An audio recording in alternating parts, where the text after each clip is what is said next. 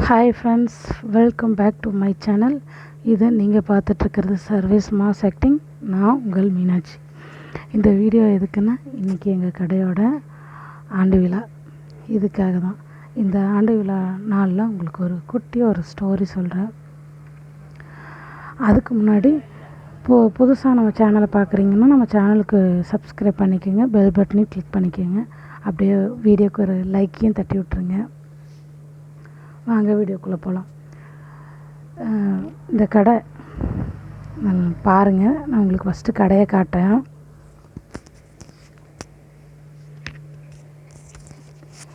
வெளியிலேருந்து கடையை எடுக்க முடியல, உள்ளுக்குள்ளே மட்டும் எடுக்கிறேன். ஏன்னா திடீர்னு மழை வந்துருச்சு. வெளியிலேருந்து எடுக்கணும் தான் ஆசை, ஆனால் திடீர்னு மழை வந்துருச்சு, அதனால் எடுக்க முடியல. பாருங்கள்,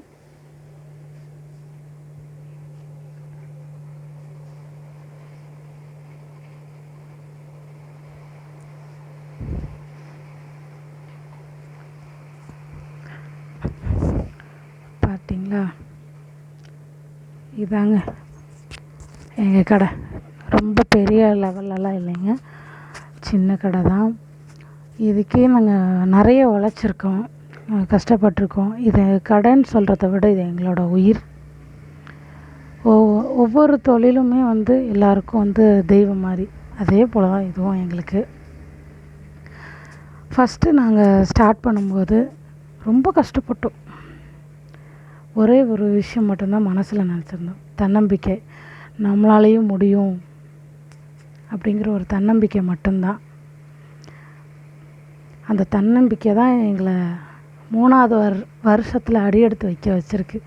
இந்த 3 வருஷத்தில் கொஞ்சம் இல்லைங்க, நிறையவே கஷ்டப்பட்டிருக்கோம். நிறைய தடங்கல்களை சந்திச்சிருக்கோம், ஏகப்பட்ட எதிர்ப்புகளை சந்திச்சிருக்கோம்.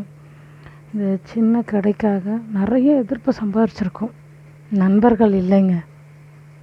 நண்பர்கள்னால் இப்போ என்னோடய வீடியோவை பார்க்க போகிறீங்க பாருங்கள், நீங்கள் தாங்க நண்பர்கள்.